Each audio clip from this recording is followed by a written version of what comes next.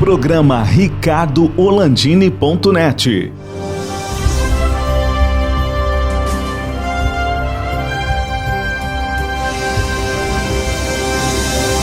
Alô, amigos, estamos começando mais um programa ricardoorlandini.net em época de pandemia do coronavírus, conversando sempre com alguém via ferramenta web, internet. Estamos conversando com um deputado estadual pelo Partido Novo, Giuseppe Riesgo. Tudo bem, Giuseppe? Tudo bem, Ricardo? Obrigado pelo convite. Um prazer poder estar aqui no ricardoorlandini.net conversando contigo. À distância aqui a gente facilita, eu acho, até a comunicação. Deu para fazer até sem máscara, né, deputado? Pois é. E marca e já o horário fica certinho, então eu agradeço aí o convite e vamos poder conversar um pouco sobre os assuntos que tu achar mais importantes. Ô, deputado, a primeira coisa, assim, os jovens, tá? Os jovens de todas as idades, mas principalmente os jovens da tua geração, são jovens desiludidos com a política. A política, não só aqui no Brasil, no mundo inteiro, ela se contaminou por ideologias andrógenas e misturou dinheiro com ideologia, com interesses próprios e gerou uma desilusão geral. Tá? Eu conheço vários jovens da tua idade e mais jovens até, que até um determinado momento estavam, não quero saber de política, e daí descobriram uma coisa, que a única maneira de combater esse mal, essa chaga mundial, em especial aqui no Brasil, era entrar na política. E daí um grupo de jovens de todas as idades que queriam uma coisa nova na política brasileira, criaram um partido que levou o nome de Novo. Conta um pouquinho da tua história, a história do Partido Novo, e depois vamos entrar em outras questões. Bom, vamos lá então. A história do Partido Novo, ela remete lá em justamente essa tua ponderação, né? Que o brasileiro em geral também é muito desiludido com política, né? A gente já passou por tantas situações ruins e de corrupção e de políticos que estão mais preocupados com aparentar estar fazendo alguma coisa e aparentar estar resolvendo algum problema do que de fato fazer, que a gente acabou se afastando. Todo mundo dizia até antigamente, né? Política, futebol e religião não se discute. Só que a grande diferença é que no futebol, se o meu time perde, a minha vida segue, nada influencia, a não ser eu ficar aborrecido e chateado com isso. Agora, na política, caso um político seja eleito com ideias absolutamente antagônicas à minha, ou um político que queira aumentar os seus gastos, os seus benefícios, os seus privilégios, a conta vai ser mandada para a gente pagar. Então não tem como dissociar a política da vida da população. Política se discute sim, e política é algo muito importante. Só que parece que os brasileiros ao longo dos anos foram querendo se afastar, e até que uma hora se percebeu que na verdade não tem como fugir disso. E aí o Partido Novo surgiu dessa indignação, né? Um grupo de pessoas que nunca antes tinham se envolvido, que decidiram sair da indignação e partir para a ação e resolveram mudar o cenário político brasileiro. E aí, na época, não se queria nem fazer um partido, Ricardo. Lá quando surgiu esse grupo de pessoas, não se queria fazer um partido. A ideia era fazer uma ONG ou um instituto, uma fundação, enfim, que influenciasse a política partidária. E aí, depois, acabou se percebendo que, na realidade, não tem como. A única maneira de mudar a política é estar dentro dela e trazer gente boa para dentro dela, né? Se existe um balde de água suja, a melhor forma de limpar a água do balde é começar a colocar água limpa para dentro dele, que uma hora a coisa vai melhorando e vai ficando melhor. Claro que não fica perfeito, mas fica melhor. Então, o Partido Novo surgiu lá em 2009, esse grupo de pessoas conseguiu o registro do partido em 2015, e a primeira eleição que o partido disputou foi de 2016, onde a gente elegeu alguns poucos vereadores, e aí o partido foi crescendo a partir disso. A gente disputou a eleição de 2018 e agora de 2020 também com bons resultados. Essa é a origem do Partido Novo. Pessoas comuns, irritadas com a política, que resolveram fazer ela mudar, e é um partido que tem uma visão de menos custos públicos, menos custos estatais, menos benefícios para os políticos e mais liberdade para o cidadão. É uma visão bem liberal de mundo, de economia, e é isso que a gente quer para o futuro.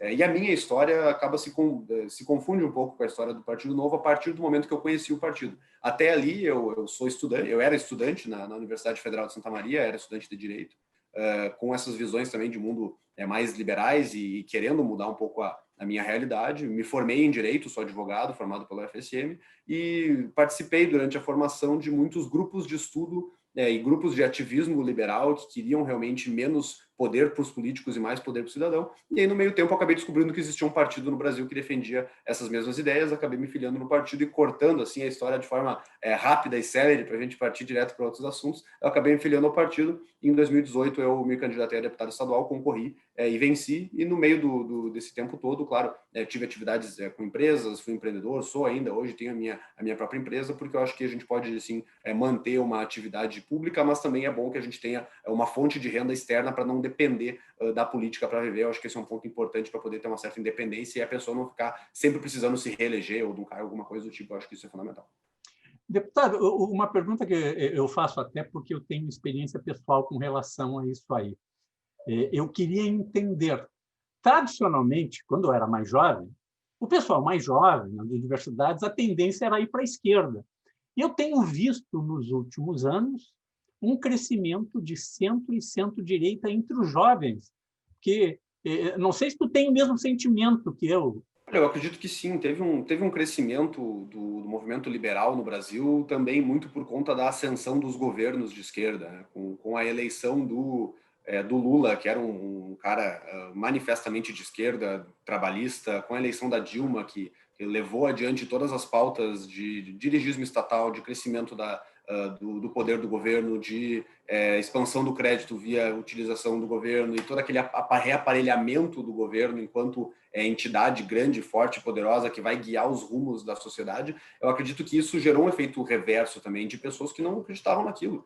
Pessoas que não querem que o governo tome conta das suas vidas e decida qual que vai ser o rumo, tanto da sua vida privada quanto da sua vida profissional, econômica, enfim, os ditames do crescimento e do futuro do país. E aí talvez tenha surgido um movimento antagônico, né? Um movimento contrário de jovens, principalmente, querendo mais liberdade civil, mais liberdade intelectual, mais liberdade religiosa, mais liberdade econômica, e talvez tenha surgido isso. Mas, assim, eu considero, Ricardo, que existe esse movimento agora, mas o movimento de esquerda ele não reduziu a sua influência. Ainda existe muita gente que acredita nessas ideias e dentro das universidades, infelizmente, existe um grande grupo de pensadores e de ativistas da esquerda mais radical que a gente possa conhecer. Existe pessoas que acreditam ainda nas ideias do socialismo, do comunismo, da planificação da economia, do fim da propriedade privada, todas essas ideias que, sinceramente, nunca funcionaram em lugar nenhum do mundo e acabam destruindo as liberdades individuais e as individualidades das pessoas, né? Enquanto indivíduos que são diferentes entre si não devem nunca almejar uma igualdade suprema em absolutamente tudo, inclusive colocando todos no mesmo balaio, na mesma caixa, dizendo que todo mundo, absolutamente todos, tem que seguir os ditames do governo, do Estado. Isso, ao meu ver, não é algo almejável para a vida de nenhuma pessoa. Então, eu acho que nós temos ainda, sim, os movimentos de esquerda, fortemente, que devem ser, sim, combatidos intelectualmente. Nós temos que debater com eles e mostrar que a visão deles é equivocada, pelo menos na minha opinião. E nós temos agora, felizmente, um movimento liberal de pessoas que querem um pouco mais de liberdade e menos poder para o Estado. Acho que agora estão se tentando encontrar espaço e se acotovelando aí dentro das universidades e dos grupos de jovens. Mas eu não de forma alguma, eu acho que a esquerda reduziu o seu poder e a sua influência, principalmente nos jovens, né? Porque é uma argumentação muito fácil e é uma argumentação que é muito sedutora, né? Dizer que o mundo deveria ser perfeito, o governo vai resolver teu problema, tu não precisa se preocupar com as tuas responsabilidades. Isso acaba pegando muito o jovem, até que uma hora, creio que a realidade vai se impondo e a pessoa vai acabando percebendo que, na verdade, não existe isso de socialismo que deu certo, não existe isso de governo que vai saber melhor a tua vida do que tu mesmo. Eu acredito que, ao longo da vida, a pessoa vai percebendo o contrário, e algumas, infelizmente, não percebem, e a gente acaba tendo esse movimento forte de esquerda aí, que eu considero, sinceramente, algo que tem sido preocupante ao longo dos últimos anos. Deputado, o senhor, ao lado do Fábio Wasserman, estão na Assembleia Legislativa e um combate muito forte com relação a tributos, carga tributária. Eu queria falar de dois temas. O tema maior parece que o governador, que estava errado, era o Sartori, né? Deixou a CE com uma dívida de ICMS de 1 bilhão e 400 milhões de reais, a CE de ICMS. Não estou falando das outras dívidas, dia 31 de dezembro de 2018. Pois agora a dívida da CE de ICMS é de 3 bilhões e 400 milhões de reais. Estou errado, deputado? É mais ou menos isso, né? É, isso que a gente ficou sabendo, chegando aos 3 bilhões de reais e passando. E parece que o governador, com um canetaço, quer perdoar uma dívida de 2 bilhões e 800 milhões de reais que tu, eu e o contribuinte gaúcho que pagou a conta da CE religiosamente, vai perdoar essa dívida da CE para ela ser vendida por 50 mil reais, a CE distribuidora. 50 mil reais se alguém comprar por esse valor, porque a dívida é enorme. Mas eu queria entender, se eu não pago o ICMS, o senhor não paga lá na sua empresa, o senhor não paga o ICMS. Você que está nos assistindo aí, se não paga o ICMS, o que acontece? Como é que é essa história aí? E depois vamos falar nesse repacotaço da prorrogação, da continuação do aumento dos impostos, que era só para acertar o fluxo de caixa que estava errado do Sartori, que era o Sartori que estava errado, que não sabia lidar com o fluxo de caixa. O senhor explica isso para a gente, o senhor que está aí na Assembleia Legislativa, teve um embate muito forte, o governo acabou retirando a sua tentativa de reforma, que não era uma reforma, era um aumento de impostos. Explica um pouquinho para nós aí, que a gente quer entender aqui, o Tico e Teco não está concatenando muito bem. Tá. São várias coisas que aconteceram, né, Ricardo? Se a gente for tratar desse tema que tu trouxe, né, a CE, reformas, aumento de impostos, a gente vai tratar de quase 3 anos do que aconteceu aqui na Assembleia Legislativa, porque esses foram os grandes temas aqui da Assembleia ao longo desses anos. Durante o debate pro governo do Estado, as alíquotas de ICMS, né, esse aumento de imposto temporário lá de 2015 foi debatido fortemente. O governador, em exercício na época, o Sartori, disse que não tinha como reduzir em curto prazo, ele disse que precisava de mais 4 anos desses impostos elevados. O candidato Eduardo Leite disse que eram só 2 anos que ele precisava, porque dinheiro tinha, e o que precisava era fazer um ajuste no fluxo de caixa, tirar a bunda da cadeira e resolver os problemas e botar o salário em dia dos servidores no primeiro ano, e outros candidatos com outras propostas. E a questão da CE é um tema que já há muitos anos é tratado no Rio Grande do Sul, que é uma empresa que precisa urgentemente ser privatizada, porque senão ela vai perder absolutamente todo o seu valor e a empresa vai ter que simplesmente declarar falência e acabar. Porque a CE, no dia de hoje, nesse exato momento, hoje dia 19 de novembro, ela não consegue pagar o ICMS que ela arrecada na conta de luz há muito tempo já. Então, todos nós aqui pagamos nas nossas contas de luz, lá dentro tem a cobrança do ICMS, que pelo aumento temporário de impostos é 30%, né? Não é os 25% que era até 2015, é 30%. E a CE precisa utilizar, ela é tão mal administrada que ela precisa utilizar desse recurso que ela arrecada como ICMS para pagar suas próprias contas internas e acaba não repassando esse valor para o Estado. Então, se a gente vender a CE hoje por R$1, a pessoa que pegar, ela vai estar comprando muita dívida. O patrimônio da CE não vale a dívida que ela tem. Imagina a situação terrível que está a empresa. E, aliado a isso, tem a questão da tentativa de postergar esse aumento de impostos agora do governador Eduardo Leite. Tem todas as reformas estruturais que foram feitas e ainda não foram terminadas, precisa de mais reformas. Então, assim, cara, é um tema gigantesco, né? Um tema enorme. Para a gente entrar no tema da CE, a CE tinha um problema gravíssimo, que ela estava escrito na Constituição do Estado, que para poder fazer o processo de privatização dessa empresa, era obrigatório que o governador fizesse um plebiscito. Então, se criou uma situação muito complexa no Estado, que para criar empresas estatais era a partir de um ato do governador, só que para vender algumas empresas estatais precisaria fazer um plebiscito. É um movimento claramente estatizante, né? Um movimento claramente criador de empresas estatais para concentrar poder no Estado.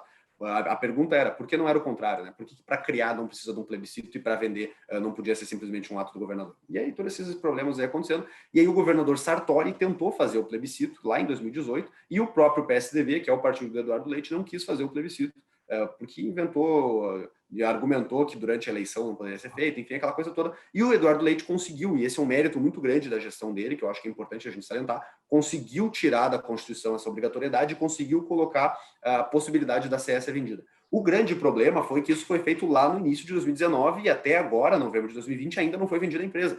está demorando muito para vender ela. E aí a empresa não repassa o ICMS. Imagina, é cerca de 100 milhões de reais por mês de ICMS que não é repassado. Imagina se na tua empresa aí tu arrecada ICMS todo mês e não repassa, fica com todo esse dinheiro. Isso não pode. Só que é muito estranho isso, porque a ACE é de propriedade do governo do estado e ela é a maior devedora do governo do estado. É uma situação onde o dono da empresa deve para ele mesmo. A má administração do próprio governo do estado faz com que a ACE fique nessa situação de penúria tão grave. Então precisa ser vendida urgentemente para o ponto número 1, ela começar a pagar o ICMS. Esse é o ponto principal. Só que ela está com tanta dívida que o governo acredita que não vai conseguir vender ela se não perdoar uma parte enorme dessa dívida, que é cerca de 2 bilhões de reais. E esse é o projeto que está tramitando aqui na Assembleia. Então é uma situação muito ruim, né? Muito complicada. É de uma empresa que já deveria ter sido vendida há muito tempo e corre o risco grave de perder a concessão.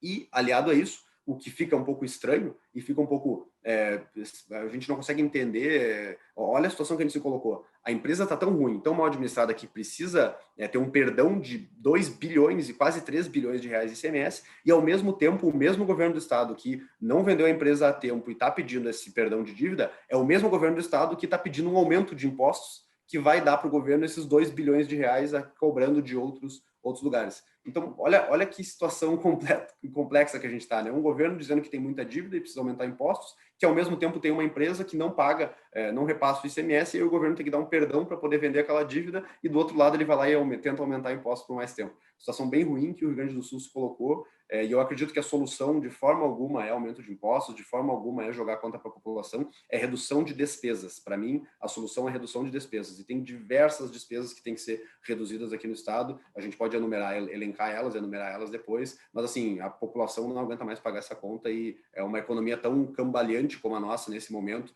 com pandemia, com empresas fechando, com pessoas perdendo emprego, não vai conseguir aguentar mais 2 ou 4 anos, que é o que ele está pedindo agora, de aumento de impostos, sendo que era para ter acabado em 2018, agora era para ter acabado em 2020, e parece que o governo quer prorrogar para 2024. Não vai ter como manter uma situação assim. Bom, deputado, nós vamos fazer um rápido intervalo aqui no programa ricardorlandini.net e já voltamos aqui nos canais 20 e 520 da NetRS e em nossas redes sociais no YouTube e Facebook.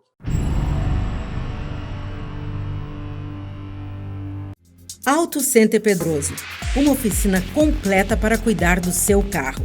Manutenção corretiva e preventiva para veículos e utilitários de todas as marcas nacionais e importados.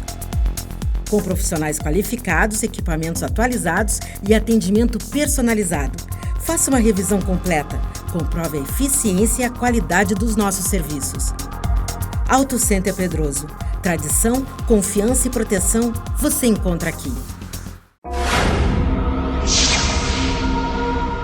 Estamos de volta com o programa ricardorlandini.net, conversando com o deputado estadual pelo Novo, Giuseppe Rezo. Quais as propostas do Novo e o que tu está vendo aí na Assembleia? E, de novo, um remake, né? Estão fazendo um vale a pena ver de novo aí de aumento ou de prorrogação de ICMS, deputado. Bom, é uma situação onde é muito mais fácil, né, Ricardo? É muito mais simples para o governo argumentar que não tem dinheiro e, portanto, precisa aumentar impostos. É muito fácil de ir por essa linha.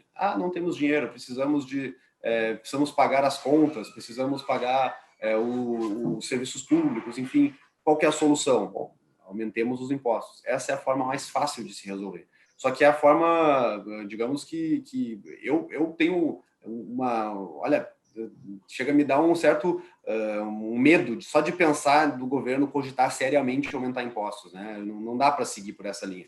E por que o governo está com pouco dinheiro? Não é por falta de arrecadação. O governador dizia durante a campanha dele, dinheiro tem. Eu acredito que dinheiro tem e está sendo muito, mas muito mal gasto.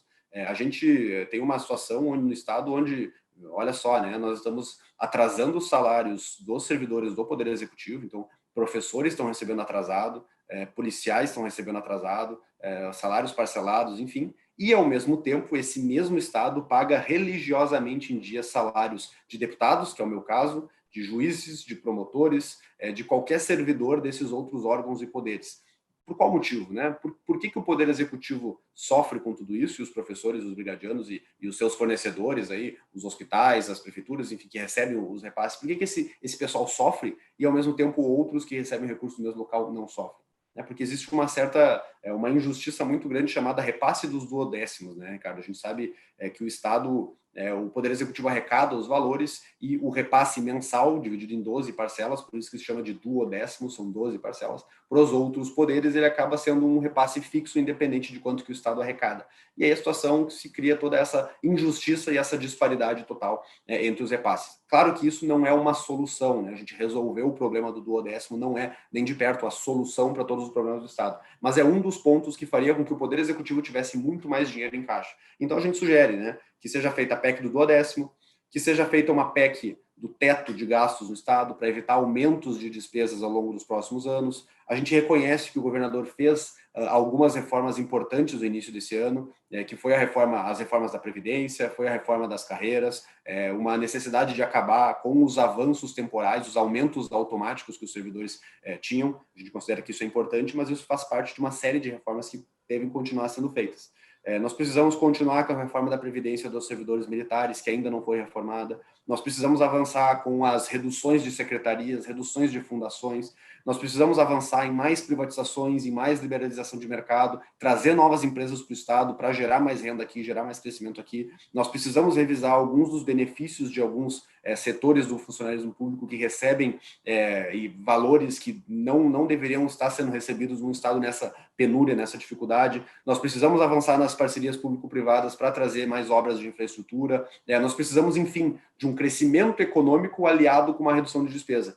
Só que como que a gente vai resolver o problema se nós estamos tentando aumentar os impostos que vão reduzir a atividade econômica e não estamos tentando reduzir despesas? É a fórmula para o fracasso, é a fórmula para a destruição do Estado. A gente teria que estar fazendo isso aqui. Aumentar a atividade econômica, reduzindo impostos e reduzir despesa. Mas o governo do Estado está tentando fazer isso aqui. Reduzir a atividade econômica, aumentando impostos, e a despesa parece que não está se tentando segurar. A gente tem que equilibrar as nossas contas e para isso que é tão importante continuar nas reformas, para isso que é tão importante evitar e barrar aumentos de impostos. Porque imagina, as empresas vão embora, as empresas que fecharam não vão conseguir reabrir, as pessoas que perderam seu emprego não vão conseguir retomar a atividade e a gente vai ir cada vez mais para o buraco se a gente continuar cobrando tanto dos empreendedores e dos trabalhadores. Por isso que eu estou tão preocupado e estou fazendo o máximo possível para alertar a população. Sejam contra aumentos de impostos, porque senão a atividade econômica não vai voltar, o emprego não vai voltar, e se voltar ao emprego, é muito difícil que ele tenha um crescimento tão grande a ponto de ter um aumento do nível de salário. Enfim, a gente tem que gritar contra esse aumento de impostos e evitar isso urgentemente, e é por isso que a gente está batendo tanto nessa tecla e batendo tanto na tecla da redução de despesa do governo. Se ele reduzir despesa, ele não vai precisar aumentar imposto. Se ele aumentar imposto, ele talvez não reduza suas despesas e vai continuar jogando a conta para nós. E aí o que era temporário até 2018 e virou temporário até 2020, vai virar temporário até 2024, e eu tenho certeza absoluta que lá em 2024 vai chegar na mesma situação. Não podemos ficar sem dinheiro, precisamos postergar por mais tempo. E aí vai indo, e quando vê, a gente está há 20 anos pagando impostos que eram para ser temporários por só 3. Claro, quando a gente não aumenta impostos, a gente manda as empresas embora de outra maneira, como foi o caso da Mercado Livre, né? Não só Mercado Livre, mas diversos outros que estão indo embora. Mercado Livre nem veio, né? Nem veio, né? Imagina quantas que estavam aqui e foram embora, ou que estavam aqui e decidiram não investir mais aqui, não crescer mais aqui, e estão abrindo fábricas e crescimento fora daqui. É triste a situação onde o Rio Grande do Sul chegou. O que o Novo está fazendo, junto com outras articulações políticas que foram feitas no primeiro momento de tentativa de aumento de impostos, o Novo não foi o único que se revelou, né? Um partido que faz parte da base do governo, o próprio MDB, teve uma posição contundente contra aumento de impostos. Tá? É desconfortável para vários parlamentares, independente da sigla partidária, não é? Realmente. Ninguém faz nada sozinho, Ricardo, bem lembrado. Isso não é um mérito só meu, só do deputado Fábio Rossi, só do Partido Novo, de forma alguma. A mobilização contra aumento de impostos aconteceu dentre todos os parlamentares, não todos, né, mas a maioria dos parlamentares, muitos deles da própria base do governo. Faz todo sentido a gente reconhecer isso aqui e agradecer os deputados e agradecer a população que conversou com os seus deputados e solicitou a eles que fosse contrário ao aumento de impostos que o governo tentou fazer agora com a suposta reforma tributária, que de reforma não tinha quase nada, eram itens muito pequenos de reforma e de melhorias, e agora está tentando de novo os recém-protocolados projetos de postergação desse aumento temporário. Por isso que temos que sim reconhecer muitos outros parlamentares, e o nosso papel aqui, junto com esses outros parlamentares também, foi de analisar a suposta reforma tributária do governo, perceber que ela era um aumento de impostos sim, conseguir forçar o governo a retirar o projeto, porque ele não teria os votos suficientes, e agora nós estamos levando adiante esses projetos, forçando o governo a levar adiante esses projetos que eles parece que deixaram de lado ou não querem levar adiante, como a PEC do duodécimo, a PEC do teto, enfim, tudo isso que eu mencionei agora há pouco. Nós temos que sim reconhecer o trabalho das outras bancadas e agradecer aos parlamentares que, mesmo fazendo parte da base do governo, estão preocupados mais com a população do que com o caixa do governo e estão sim dispostos a barrar aumentos de impostos. O próprio presidente da Assembleia Legislativa, o deputado estadual Hernani Polo, estava extremamente desconfortável nas palestras que ele fazia em nome da Assembleia Legislativa e nos encontros, ele sempre dizendo muito desconfortável com esse aumento de impostos, né? E fazer menções honrosas, né? O deputado Sérgio Turra, da própria base do governo, também sempre se manifestou contra, ainda se manifesta contra. O deputado Sebastião Melo, do MDB, deputado Edson Brum, do MDB também, falaram e continuam dizendo que são contra aumentos de impostos, e isso é fundamental, né? Também aqui o meu colega deputado Fábio Osterman também. Nós temos alguns grupos de deputados de diversos partidos que se manifestam coerentemente e mantêm a sua coerência e merecem sim ser reconhecidos aqui. O que a gente sabe, a certeza que tem, é que com esse sistema de carga tributária em que tenta sobreviver, né, matar a galinha dos ovos de ouro, que é matar o empreendedor. Gente, o empreendedor é o que gera um emprego. E o empreendedor, o grande empreendedor no Brasil que mais gera emprego no Brasil, 97% do emprego é micro e pequena empresa. São esses, cara. Não é a GM, não é a grande empresa, as grandes empresas que são os grandes contratantes de mão de obra. Eles, concentradamente, têm lá uma fábrica com 500 mil, 2 mil empregados, né? Mas, pulverizado, o grande empreendedor é o micro e pequeno, que é 97%, né, deputado? Exatamente, exatamente. E esse aumento de carga tributária neles incomoda tanto assim e dói tanto que a solução é ou reduzir as atividades, acabar vendendo menos e, portanto, quer dizer, não a solução, a consequência é acabar vendendo menos, as pessoas compram menos, o produto fica mais caro, acaba tendo que demitir uma pessoa ou outra, a pessoa acaba virando informal. Tem toda uma série de consequências que, imagina, se um micro, pequeno empresário reduz uma vaga de emprego, multiplica isso pela quantidade gigantesca que nós temos de micro e pequenos empresários para entender a consequência que isso pode acontecer.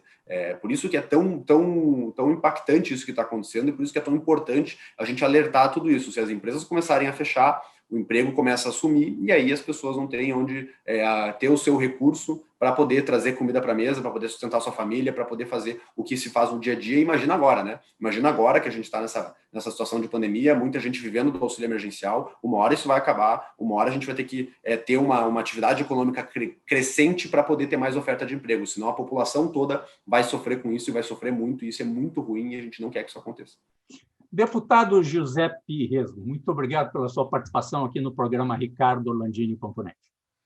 Ricardo, eu que te agradeço, um grande abraço a todos os nossos telespectadores e estou sempre à disposição para voltar aqui a conversar e conclamo todos, por favor, se vocês são contra aumentos de impostos, eu peço que se manifestem, seja na internet, rede social, a gente tenha toda essa possibilidade agora de ter contato, fala com o seu deputado, fala com o deputado da tua região, fala com o governador, enfim, manifesta que tu é contra o aumento de impostos, porque a voz da população é sim ouvida e agora, tendo a internet, fica muito mais fácil ter esse contato. Obrigado, Ricardo, um grande abraço a todos. Esse o deputado estadual pelo Novo, Giuseppe Resgo, aqui no programa RicardoOrlandini.net, que você assiste nos canais 20 e 520 da NetRS, no Vale dos Sinos, 26 e 526, e em nossas redes sociais, no Facebook e YouTube. Até um próximo programa.